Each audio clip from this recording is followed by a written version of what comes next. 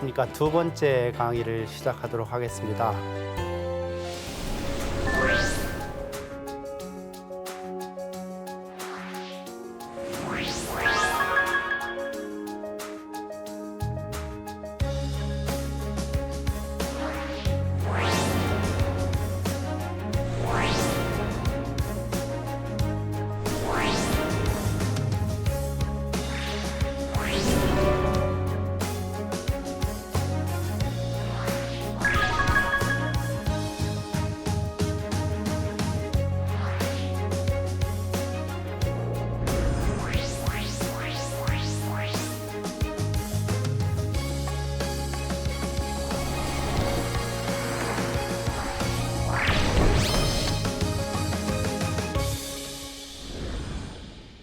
저번 시간에는 그 원자력이 어느 정도 위험한지, 그리고 사고가 날 확률이 얼마쯤 되는지 이런 말씀을 드렸습니다. 그리고 결론적으로 대안만 있으면 원전을 좀 줄이는 게 좋겠다, 탈원전하는 게 좋겠다, 이 말씀을 드렸는데요. 이번 시간에는 대안이 있는지 이 말씀을 집중적으로 드리도록 하겠습니다. 원자력의 대안이 뭔지, 그리고 전 세계적으로 이 대안은 어느 정도의 지금 진도에 나가고 있는지, 우리나라 사정은 어떤지, 한국도 할 수 있는지, 이런 말씀을 좀 드리도록 하겠습니다. 역시 그림이 많아서 텔레비 앞에 나가서 말씀을 좀 드리도록 하겠는데요. 맨 먼저 보여드릴 거는 전 세계가 원자력을 어떻게 하고 있는지, 그거부터 좀 말씀을 드리도록 하겠습니다. 많은 국민들이 전 세계가 원전을 계속 짓고 있고 우리나라도 마찬가지다, 이렇게 생각하는 분들이 많을 겁니다. 근데 그렇지가 않습니다. 일단 이 그래프를 좀 보시면요. 전 세계 원전 개수 그래프입니다. 1954년부터 시작해서 세계 원전 개수가 막 늘어납니다. 이 과정 동안, 그러니까 1990년까지 선진국들이 주도해서 원전 개수가 많이 늘어나죠. 근데 1990년부터 시작해서 지금까지는 원전 개수가 전혀 늘질 않습니다. 놀랍죠? 그리고 이거는 후쿠시마 영향이라고 저는 보여지는데, 후쿠시마 전에도 원전 개수가 전혀 늘질 않고 있었습니다.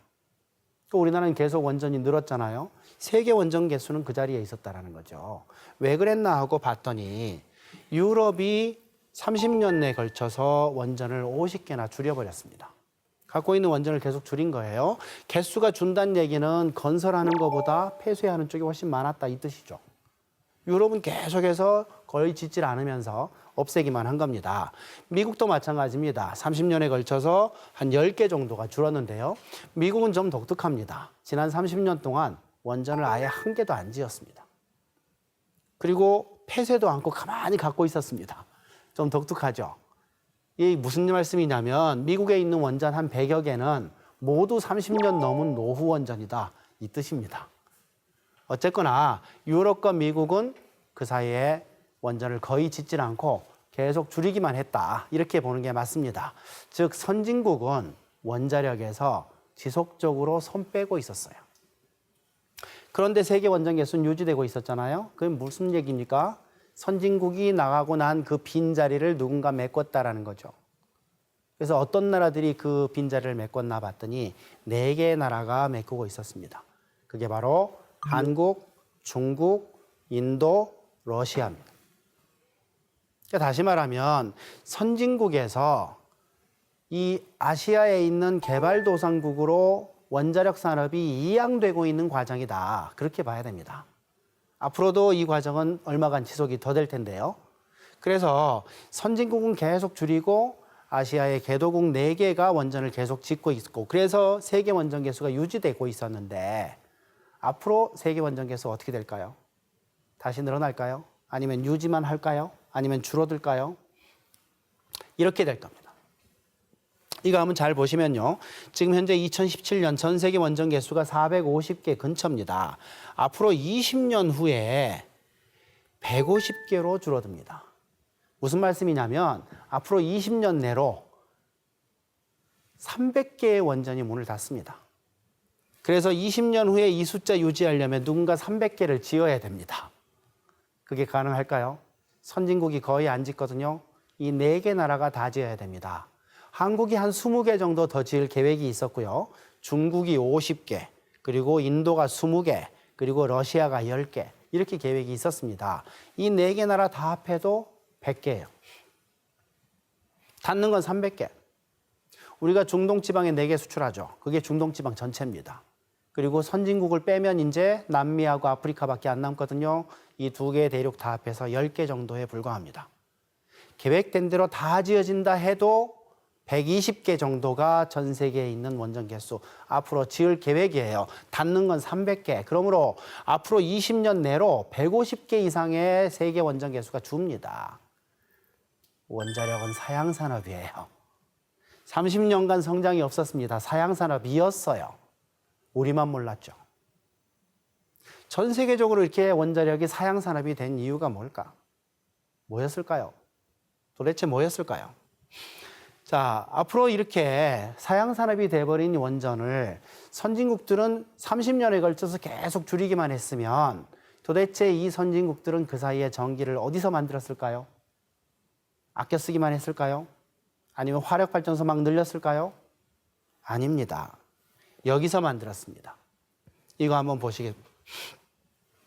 전 세계 신규 발전 설비 용량입니다. 이거는 지금 누계 같이 보이지만 누계가 아니고요. 신규입니다. 1년에 그만큼 만드는 거예요. 작년에 전 세계에서 한번 보실까요?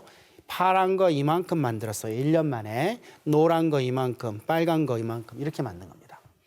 자, 한번 보실까요? 20년 전부터 쫙 많아지는 파란 거 뭘까요? 바로 풍력입니다. 최근에 와서 확 많아지는 노란 거 보이시죠? 이게 뭘까요? 이게 바로 태양광입니다.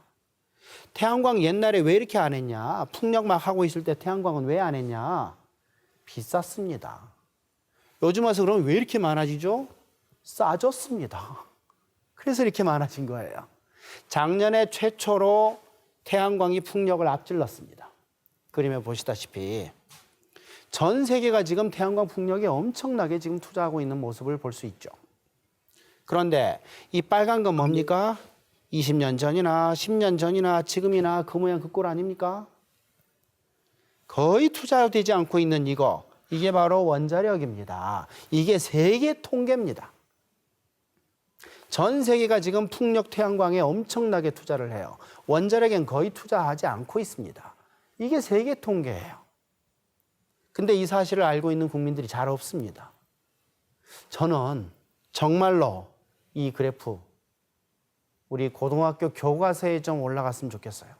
너무 중요한 그래프입니다. 도대체 다른 나라들이 어디서 전기 만들고 있는지 설명해 주는 아주 좋은 그래프예요.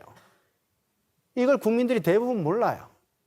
어떤 사람들은요, 여기 노란 거 이게 지금 원자력인 줄 알아요. 정말 잘못된 그런 정보들이 지금 우리나라에서 횡행하고 있다 이렇게 보셔야 됩니다. 그래서 전 세계 트렌드를 보시면 전 세계가 지금 재생에너지로 가고 있고 원자력은 이것만 봐도 알 수 있어요. 사양산업이에요. 아무도 안 합니다. 이 아마 동의 가능하실 거라고 보고요. 그런데 우리나라는 좀 독특하죠. 풍력 했나요, 우리? 안 했죠. 태양광 했나요? 안 했죠. 전 세계가 다 하는데 우리는 원자력만 했습니다. 앞으로도 이것만 할 것처럼 지금 하고 있죠. 이렇게 생각하시면 돼요. 전 세계가 지금 파란 나라, 노란 나라 가고 있는데 한국 혼자 거꾸로 가고 있다. 이렇게 생각하시면 됩니다. 왜 이런 독특한 길을 가고 있는가? 저는요, 이 그래프를 보고 난 다음에 전 세계를 한번 다 뒤져봤습니다. 너무 일단 깜짝 놀랐고, 두 번째는 한국처럼 이렇게 풍력, 태양광 아예 안 하고 원자력만 하는 나라 한 개쯤 더 있지 않을까? 이렇게 생각하고 전 세계를 다 뒤져봤어요. 없어요. 한국뿐입니다. 지금 중국이 원전 많이 짓는 걸로 돼 있지만 중국, 한국하고 좀 다릅니다. 우리는 원전 비중이 전체 전기의 30%예요. 중국은 3%밖에 안 돼요. 그리고 이 원전보다 한 10배 정도 되는 재생에너지를 만들고 있어요. 그리고 태양광 1등 중국, 풍력 1등 중국, 재생에너지 다 1등이에요. 그래서 정말로 이 세계적인 트렌드를 무시하고 원자력에 집중하는 나라는 지구상에서 대한민국뿐이다. 이 말씀을 드립니다. 우리는 재생에너지를 거의 안 하다 보니까 지금 성적표가 이렇게 나옵니다. 이거 재작년 성적표입니다.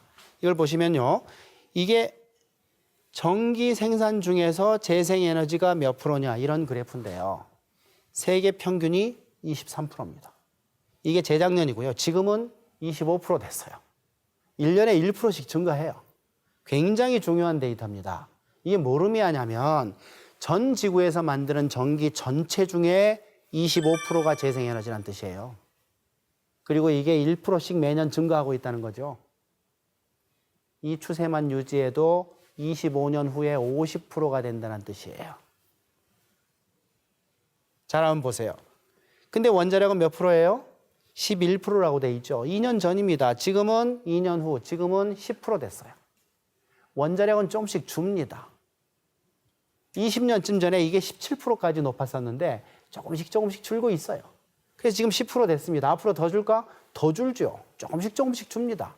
팍팍 줄지는 않아요. 시간 걸려요. 그러나 계속 줍니다. 재생에너지는 1년에 1%씩 증가 중이에요.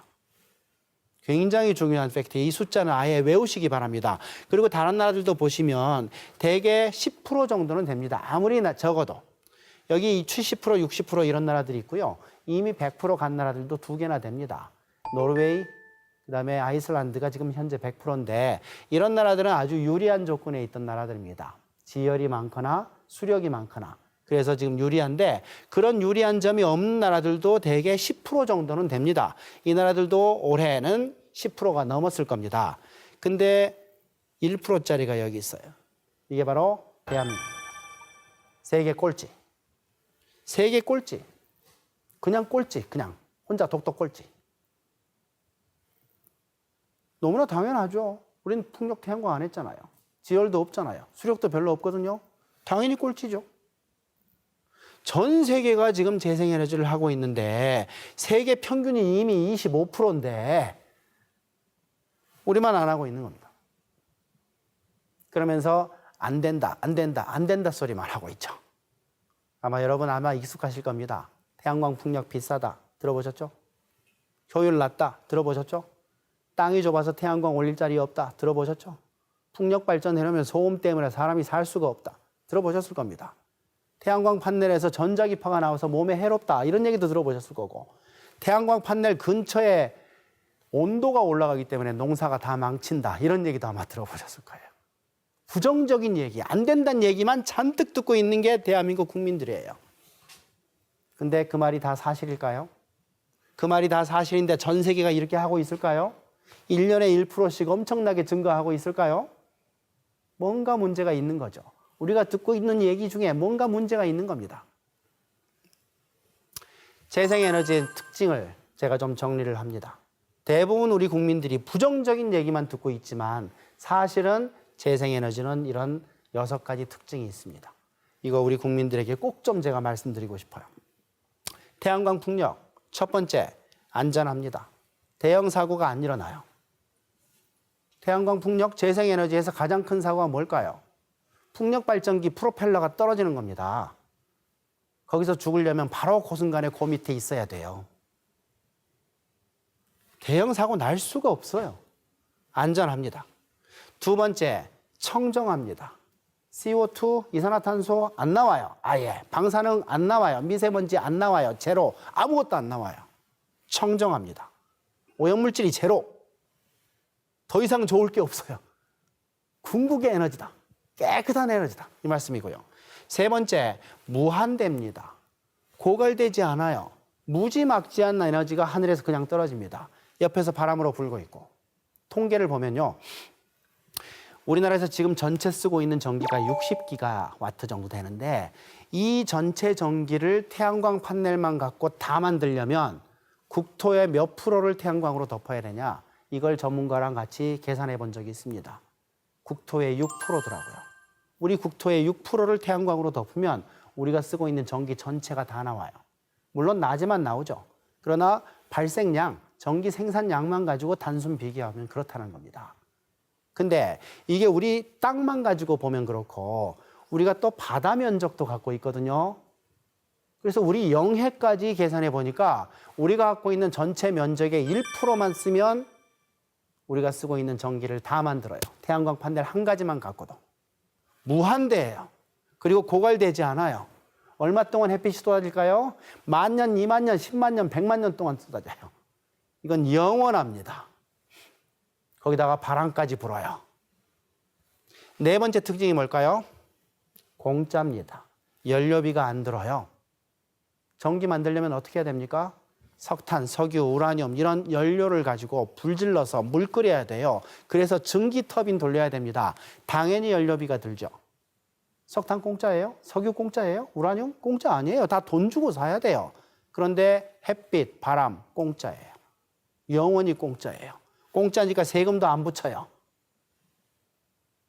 굉장히 좋은 거죠. 이런 장점들이 있어요. 이건 정말로 궁극의 에너지예요. 더 좋은 에너지를 생각할 수가 없어요. 그리고 마지막으로 다섯 번째, 여섯 번째인데요. 이거 국산이에요. 한국에 떨어지는 햇빛 국산입니다. 한국에 부는 바람 국산이에요. 여러분 잘 아시죠? 우리나라 에너지 해외 의존도 97%예요. 우리 쓰는 에너지의 3%만 국산입니다. 나머지는 다 외국에서 수입하는 거예요. 비싼 달러돈 주고 사는 거예요. 우리나라 국가 전체 수입액의 20%가 에너지 수입이에요. 막대한 돈을 거기다 쓰고 있어요. 근데 이 국산 에너지를 잘 개발하면 그 돈 덜 써도 되는 거죠. 수입 대체 효과가 엄청날 겁니다. 저는 그래서 이것만 잘 해도 한국 경제 그냥 살아나지 않을까 이렇게 생각해요. 무지막지한 긍정적인 영향을 줄 거다. 이렇게 보는 겁니다. 그리고 여섯 번째예요. 고용 효과입니다. 우리나라는 재생에너지를 거의 한 경험이 없잖아요. 그러나 재생에너지 해본 나라들, 전 세계 모든 나라들이 경험이 있는데 이 경험이 있는 이 나라들의 데이터를 보면 원자력이나 대형 화력발전소에서 전기를 만들 때보다도 태양광 풍력으로 전기 만들 때 일자리가 5배쯤 돼요. 일자리 얼마나 중요합니까? 지금 우리 사회에서 일자리 없어서 난리 아닌가요? 여러분 젊은 사람들 많이 계시는데 졸업한 다음에 일자리 없는 게 너무 큰 문제 아니에요? 똑같은 전기 만들면서 일자리가 5배가 생겨요. 저는 이 6가지 정도의 장점을 갖고 있는 재생에너지면 궁극의 에너지다. 더 좋을 필요가 없다. 충분히 좋은 에너지다. 이렇게 생각합니다. 우리 인류 역사 전체를 한번 보시면요. 우리는 옛날부터 나무를 뗐었어요. 그러다가 한 200년쯤 전에 석탄을 떼기 시작한 거죠. 그게 바로 산업혁명이 일어난 거 아닙니까? 인류 사회가 확 바뀌었죠. 그 후에 석유, 가스, 우라늄 이런 걸 쓰기 시작한 겁니다. 근데 얘들은 청정하지가 않아요. 방사능이 나오건 미세먼지가 나오건 뭐가 나옵니다. 우리 생명을 위협하는 것들이 나오는 거죠. 근데 이 마지막으로 나온 이 에너지, 이게 바로 재생에너지라는 거예요. 자연에너지입니다. 햇빛, 바람, 지열, 수력. 오염물질이 아예 안 나와요. 청정해요. 안전해요. 무한대예요. 공짜예요. 국산이에요. 더 이상 좋은 에너지가 가능합니까? 더 이상 좋은 에너지가 필요합니까? 궁극의 에너지예요. 인간 마지막 에너지입니다. 이 길로 가야 된다. 이 말씀을 꼭 좀 드리고 저는 이 6가지 특징들을 전 국민이 좀 외우고 계시면 좋겠다. 이렇게 생각합니다. 자, 그러면 아까 그 말씀을 좀 드렸습니다. 세계 통계를 말씀드리면서 전 세계에서 만드는 에너지, 전기 에너지 전체의 25%가 재생에너지다. 이 말씀을 드렸어요. 그리고 이게 1년에 1%씩 증가합니다. 근데 이 증가분의 대부분이 태양광 풍력이거든요. 그러면 이 추세가 그냥 유지된다고 쳐봅시다. 그러면 25년 후에는 50%가 돼요. 그리고 75년 후에는 100%가 됩니다. 75년 후에는 지구상의 모든 전기는 재생에너지로 만드는 날이 된다라는 거죠. 근데 이거 한번 생각해 볼까요? 문제를 이런 식으로 풀어보겠습니다. 지금 현재 25%인 재생에너지 비중이 75년 후에는 100%가 된다. 많은 나라들이 지금 100% 재생에너지가 목표니까 우리는 그런 목표도 아직 안 갖고 있습니다만 정말 대부분 나라들이 100%로 간다는 걸 목표로 하니까 100% 가는데 75년이 걸린다라고 계산이 되는 겁니다. 저는 이렇게 질문하고 싶어요. 모든 에너지, 모든 전기를, 전 지구적인 모든 전기를 재생에너지로 100% 만드는 날이 75년이 남았다라고 계산이 되는데 정말 75년 다 걸릴까? 이 말씀을 좀 드리고 싶은 거예요. 75년 걸린다라는 거는 가정이 필요합니다. 지금 현재 기술이 그대로 유지된다는 가정, 기술 개발이 전혀 안 된다는 가정, 그래야 75년이 걸려요. 근데 75년 동안 기술 진보가 전혀 없을까요? 그럴 리가. 75년 전이면 일제시대예요. 그때부터 지금까지 기술 진보가 없었어요? 엄청나게 있었죠. 저는 그래서 정말로 이렇게 생각해요. 40년이면 충분하다.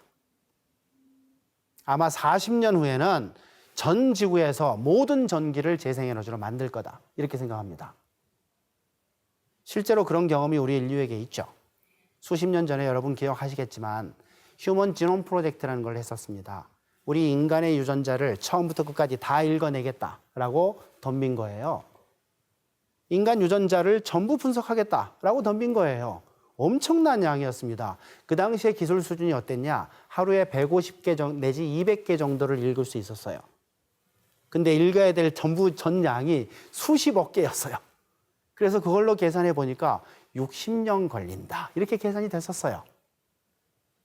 그런데도 많은 나라들이 컨소시엄을 만들어서 이 프로젝트를 진행한 겁니다. 인간의 유전자를 다 읽어버리겠다라고 덤빈 거예요. 60년 걸리더라도. 근데 시작할 때 이런 정도 생각했었습니다. 기술 진보가 그 사이에 될 거다. 그러니까 40년 정도면 끝날 거다. 이렇게 생각하고 시작한 겁니다. 실제로 얼마 만에 끝났냐? 40년 걸렸냐? 아니에요. 8년 만에 끝났어요. 10년이 안 걸렸어요. 왜? 기술 진보가 갑자기 된 겁니다. 많은 나라들이 이걸 진보를 하기 위해서 막 노력을 하다 보면 좋은 기술이 나타나게 되는 겁니다. 그 당시까지 하루에 150개밖에 못 읽었었는데 어느 날 2,000개 읽을 수 있는 기술이 퍽 튀어나온 거예요. 8년 만에 끝나버린 겁니다. 그게 바로 기술 진보예요. 지금 현재 있는 이 기술 상태를 그대로 유지한다 하면 75년이 걸리죠. 그러나 저는 반드시 기술 진보는 일어날 거다라고 보고 75년 걸리기 전에 전 지구에서 재생에너지로 모두 만드는 날이 온다. 이렇게 저는 확신합니다. 그런데 우리나라도 그럼 100% 갈 수 있을까? 이걸 좀 계산해 보고 싶어요. 전 세계가 다 가더라도 우리는 못할 것 같은데 이런 느낌을 갖고 있는 분이 많을 거예요. 정말 우리나라도 갈 수 있을까? 이걸 좀 설명을 좀 하기 위해서 태양광하고 풍력의 가능성이 얼마쯤 있는지를 좀 설명을 드리려고 하는 겁니다. 일단요, 전 세계적으로 태양광 판넬 가격이 계속 낮아졌어요. 지금 한 10배 정도로 줄었어요. 옛날에는 100만 원 하던 게 지금 10만 원이 안 되는 그런 상황입니다. 그다음에 두 번째, 지금도 싸지고 있는 중이고 선진국에서는 원전보다 쌉니다. 태양광이. 우리나라에서는 원전보다 비싼 걸로 평가돼요. 그렇지만 선진국에서는 싸다고 평가합니다. 그리고 앞으로 더 싸질 거예요. 그리고 효율이 1년에 0.5%씩 좋아져요. 2년에 1%씩. 그러니까 10년이면 5%가 좋아져요. 20년이면 10%가 좋아져요. 굉장한 일입니다. 이 정도 지금 좋아지고 있는데 이렇게 좋아지고 있다가 몇 년 사이에 지난 한 2, 3년 사이에 5% 정도 효율이 갑자기 좋아지기도 했어요. 그러니까 꾸준히 좋아지는 게 아닙니다. 좀 좋아지다가 확 더 좋아지기도 하고 이런 상황이에요. 이게 이제 전 세계적으로 태양광 기술이 그렇다라는 거고 아까 말씀드린 것처럼 우리나라의 전기 사용량 전체를 생산하려면 태양광 한 가지만 가지고 생산하려면 국토의 6%가 필요하다. 근데 우리나라 바다 면적까지 따지면 1%만 덮으면 된다. 엄청난 일이죠. 지금 현재 기술로만 해도 이 정도 계산이 되는데 효율이 좋아지면 이 필요한 면적이 더 짧아지는 거죠. 그래서 반드시 이 길을 우리가 생각을 해야 되는 겁니다. 그래서 그림을 몇 가지 가져왔는데요. 그럼 태양광을 어디다 해야 되겠냐? 산을 막 깎고 논을 막 하고 이렇게 하지 말자는 겁니다. 지금 태양광을 올릴 수 있는 그런 땅값이 따로 들지 않는 그런 장소들을 몇 가지 소개를 하는데요. 일단 첫 번째는 지붕입니다. 이 건물 지붕은 어차피 딴 용도로 쓰는 게 아니에요. 그리고 땅이 따라 필요 없어요. 땅값이 필요 없어요. 그래서 건물 지붕 올려야 된다 이 말씀을 드리고요. 두 번째는 우리나라 수자원공사 같은 데서 갖고 있는 호수들이 많습니다. 농어촌 공사도 그렇고. 이 호수들을 이렇게 좀 덮어주면 되는 거죠. 다 덮으면 생태계에 좋지 않답니다. 그렇지만 절반 이하로 30% 내지 50% 정도 덮을 때는 그 밑에 있는 물고기들도 알 낳기 좋고 좋답니다. 그래서 얼마든지 이렇게 가능하다. 이거 우리나라 지금 사진인데요. 세 번째는 지금 고속도로죠. 고속도로 옆에 이런 소음 방지벽들이 많아요. 어차피 거기다 쌓을 건데 태양광으로 쌓자라는 거죠. 그리고 고속도로 옆에는 접도구역이란 땅이 두 줄로 쭉 갑니다. 이건 국가 땅이에요. 그리고 농사도 못 짓게 돼 있고 다른 용도로 쓸 수 없도록 돼 있습니다. 난 이 접도구역을 모두 태양광 파넬로 올리면 어떨까 이렇게 생각합니다. 그래서 부산부터 서울까지 두 줄로 태양광 파넬 보내자는 거죠. 그리고 마지막으로 이겁니다. 이건 아마 여러분 많이 보셨을 텐데 지금 주차장입니다. 고속도로 옆에 있는 주차장.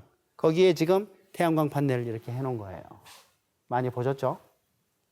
자, 그런데 이런 걸 보고 지금 누가 내는 소문인지 모르겠지만 태양광 판넬을 해놓으면 그 주변이 더워진다. 온도가 올라간다. 그래서 주변 농사가 안 된다. 이런 얘기를 하고 있어요. 말이 되나요, 그거? 과학적으로 일단 말이 안 되고요. 경험적으로도 말이 안 돼요. 주차장에 이렇게 이게 있어요. 그러면 차를 어디다 세워요? 이 태양광 밑에 세워요? 아니면 밖에 세워요? 밑에다 세워야죠. 왜 차 안 뜨거워지게? 이 밑에다 차를 세워놓으면 뜨거워집니까, 차가? 태양광에서 열이 난다면서? 아니거든요. 그래서 정말 지금 재생에너지에 대해서 너무 잘못된 그런 헛소문들을 내고 있는 사람들이 많고 그 얘기를 전 국민들이 너무 많이 듣고 있다는 거예요. 대부분은 근거가 없는 그런 얘기들입니다. 태양광 파넬에서 열이 난다. 여기서 전자기파 나온다. 물론 전자기파 나오죠. 그러나 전자기파 양은 흐르는 전류량에 비례해서 가는 겁니다. 전봇대에 비하고 여기다 비하면 몇 배쯤 되겠어요? 여기서 흐르는 전류하고 전봇대에 흐르는 전류는 몇만 배 차이 나는 겁니다. 훨씬 적은 양이고 무시해도 되는 정도다. 그걸 가지고 지금 위험하다는 식으로 얘기하는 거는 이건 너무 잘못된 의도를 갖고 있는 거다. 이겁니다. 하여튼 이런 데다가 지금 태양광을 우리나라가 해야 된다. 이걸 하면 땅값이 따로 들지 않으면서도 전기는 나오는 거다라는 겁니다. 최근에 아주 좋은 소식이 들었는데요. 지금 노원구 쪽에 아파트 단지가 하나 나왔습니다. 근데 거기는 아예 건설할 때 태양광 판넬을 막 벽하고 이렇게 다 설치를 했어요. 그래서 그 아파트는 전기요금이 안 든답니다. 그 태양광에서 나온 전기만으로 다 커버가 되는 거죠. 그런 아파트가 생겼어요. 그러니까 그게 가능하다는 것을 기술적으로 보여주는 거죠. 국민들이 좀 관심을 갖고 긍정적으로 이거를 좀 생각해 주면 좋겠습니다. 여기까지 태양광 얘기고요. 그 다음에 우리나라도 풍력이 가능할까? 이 생각 좀 하실 텐데 풍력은요. 전 세계적으로 둘로 나눕니다. 육상풍력하고 해상풍력으로 나뉩니다. 육상풍력은 육지에다 하는 거고 해상풍력은 바다에다 하는 건데 지금 현재 육상풍력이 가격이 조금 더 낮아요. 해상풍력은 아무래도 돈이 더 들 거 아닙니까? 바다까지 이렇게 연결을 해야 되는 거니까 공사하기도 좀 힘들 거고. 그렇지만 해상이건 육상이건 간에 가격이 계속 낮아지고 있는 중이에요. 그리고 선진국에서는 원전보다 싸요. 최근에 이런 일이 있었습니다. 영국 정부가 해상풍력을 입찰을 했어요. 입찰이 뭔지 아시죠? 회사들이 경쟁해서 제일 좋은 가격을 제시하는 쪽하고 계약이 되는 거죠. 정부가 주체고 회사들이 입찰을 하는데 최종적으로 입찰된 가격이 얼마였냐? 원전의 절반 가격이었어요. 해상풍력이. 굉장한 일이 일어난 거죠. 그래서 이미 선진국에서는 원전보다 쌉니다. 값 경제성은 따질 필요가 없어요. 그리고 이 효율이 또 계속 좋아지고 있는 거예요. 그리고 대형화되고 있습니다. 옛날에는 1메가짜리였어요. 요즘은 5메가짜리가 나와요. 요즘은 연구하고 있는 건 20메가짜리예요. 계속 커집니다, 용량이. 자, 그러면 저는 우리나라에서는 해상풍력으로 가야 된다. 이 말씀을 드립니다. 육상풍력은 소음이 있어요. 분명히 있어요. 그리고 육상풍력이 산 꼭대기에 지금 합니다. 이거를 설치하려면 산림을 상당히 훼손을 해야 돼요. 이런 문제가 발생해요. 저는 그리고 육상풍력보다 해상풍력이 바람이 많아요. 바닷가에 바람이 더 많습니다. 그래서 저는 이쪽이 더 좋은 게 아니냐. 지금 현재 투자도 좀 더 해야 되고 기술 개발도 더 해야 되지만 궁극적으로는 해상풍력으로 가야 되는 게 아니냐. 이렇게 저는 보고 있는데요. 우리나라 전기 전체를 해상풍력만 가지고 다 만들겠다라고 한번 계산을 해봤습니다. 풍력 전문가하고 계산을 해봤는데 이렇게 돼 있습니다. 현재 전 세계적으로 해상풍력이 시작한 지가 오래되질 않아서 지금 우리가 시작하더라도 그렇게 늦은 게 아닙니다.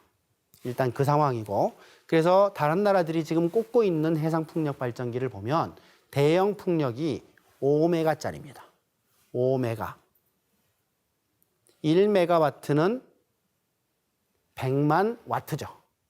그래서 5메가짜리가 요즘은 이제 많이 건설되고 있는데, 우리나라의 바다에 바람이 어느 정도 부냐? 풍력 전문가하고 얘기를 해보니까 아무리 바람이 적게 불어도 20% 효율은 나온답니다. 바람이 안 부는 날도. 태풍이 부는 날도 20% 이상은 나온대요. 평균적으로 겨울에는 바람이 좀 많아서 50% 이상 나온답니다. 여름에는 40% 정도가 나온대요. 그래서 평균적으로 40% 정도 나온다고 보여지는데 바람이 안 부는 날도 20%는 나온다 이 뜻이죠. 그러면 한번 생각해 봅시다. 5메가짜리를 하나 세우면 무조건 1메가는 나온다 이 뜻입니다. 20%는 무조건 나오니까. 근데 우리나라 전체에서 쓰는 전기가 60기가예요. 5메가짜리 몇 개를 만들면 60기가가 다 나올까요? 6만 개 만들면 돼요. 5메가짜리 하나가 1메가 나오니까 60기가 만들려면 6만 개를 박으면 돼요. 해상풍력 발전기 6만 개를 우주 바다에다 꽂으면 우리가 쓰는 전기 전체가 다 나오는 겁니다. 그 6만 개를 누가 다 꽂아? 걱정할 것 없어요. 경제성이 있으면, 그게 확인이 되면 기업들이 투자합니다. 개인도 투자하고. 그래서 그건 걱정할 것 없고, 그러면 이 6만 개를 다 꽂을 면적이 있냐? 이걸 좀 계산해 봐야 돼요. 풍력 발전기는 하나 세우고 바로 옆에다 세울 수가 없답니다. 좀 띄엄띄엄 이렇게 세워야 되는 거죠. 그래서 이 필요한 면적을 계산을 해봤어요. 풍력 전문가하고. 그랬더니 배타적 경제 수역, 우리가 갖고 있는 영해, 다른 나라들은 쓸 수 없고 한국만 쓸 수 있는 그 바다 면적, 그 면적의 5%를 덮으면 돼요. 우리가 갖고 있는 바다 면적의 5%만 할애해주면 우리가 쓰는 전기가 다 나와요. 원자력 싹 끌 수 있어요. 풍력발, 다른 거 다 끌 수 있어요. 화력 뭐 다 끌 수 있어요. 이거 한 개만 가지고 이만큼의 전기를 만들 수 있는 겁니다. 근데 저는 이게 걱정이에요. 5%를 덮어서 지금 6만 개의 해상 풍력 발전기를 했어요. 그러면 최하 20%지만 평소에 평균적으로는 40%가 나오거든요. 그러니까 우리가 평소에 쓰는 전기의 2배가 나오거든요. 전기가 남아도 온단 말이죠. 전기가 너무 많이 남아도 위험하답니다. 그래서 이 문제를 해결해야 되는 거예요. 저는 그래서 이런 생각을 해본 겁니다. 풍력 발전기, 해상 풍력을 계속 우리가 늘리는 동안 전기 자동차도 늘리는 거죠. 그래서 전기차가 점점 많아지면 우리 사는 도시에서 배기가스가 많이 줄 거 아닙니까? 환경에 굉장히 좋죠. 그래서 해상 풍력이 다 됐을 때 우리나라 전기차가 굉장히 많아지는 겁니다. 그런데 풍력은 바람이 언제 많이 불지 적게 불지 모르는 거예요. 그러니까 20%에서 60% 사이를 왔다 갔다 하는 거죠. 이 문제를 어떻게 해결할까 하는 거예요. 정부는 이렇게 하면 됩니다. 바람 많이 불죠? 전기 많이 나오죠? 그런 날은 전기 생산량하고 연동시켜서 전기요금을 낮추면 돼요.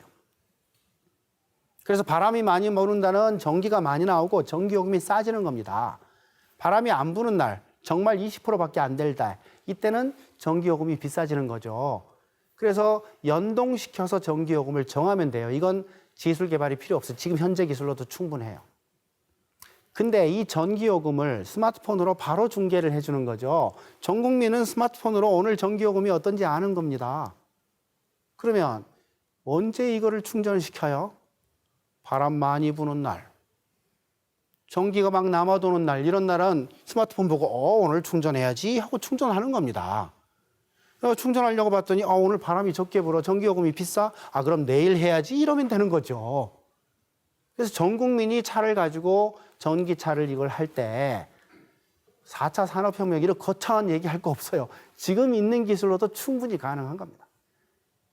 그래서 전기요금하고 전기 생산을 연동시키는 기술, 이미 있는 이 기술만 우리가 사용해도 충분히 전력 소비를 감당할 수 있다는 겁니다.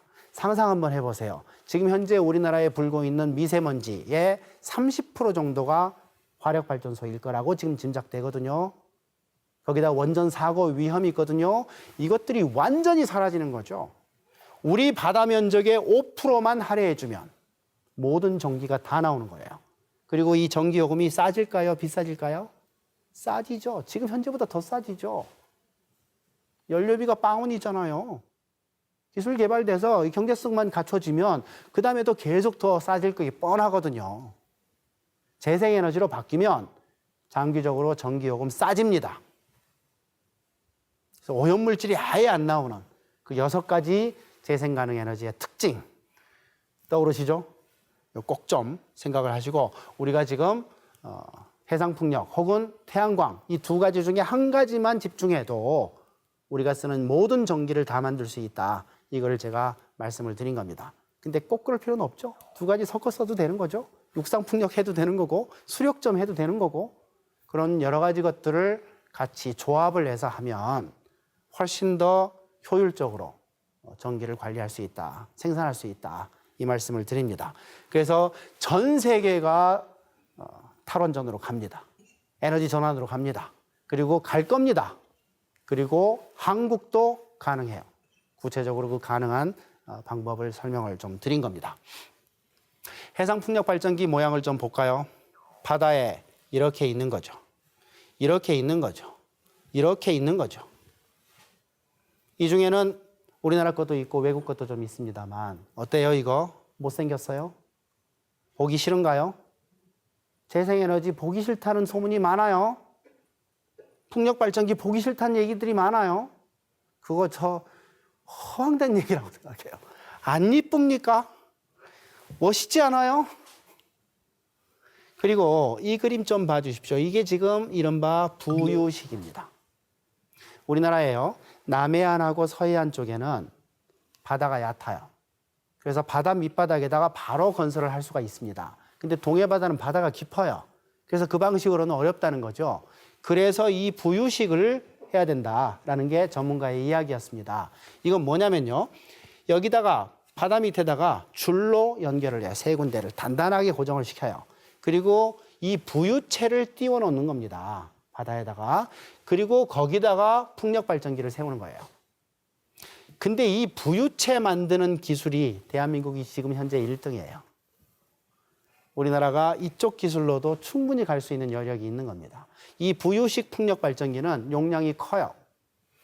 밑에다가 이렇게 박는 건 5메가짜리죠. 얘는 20메가짜리입니다. 4개랑 똑같아요. 그래서 동해바다에는 이런 방식으로, 서해바다에는 이런 방식으로, 남해바다도 이런 방식으로 하면 되는 겁니다.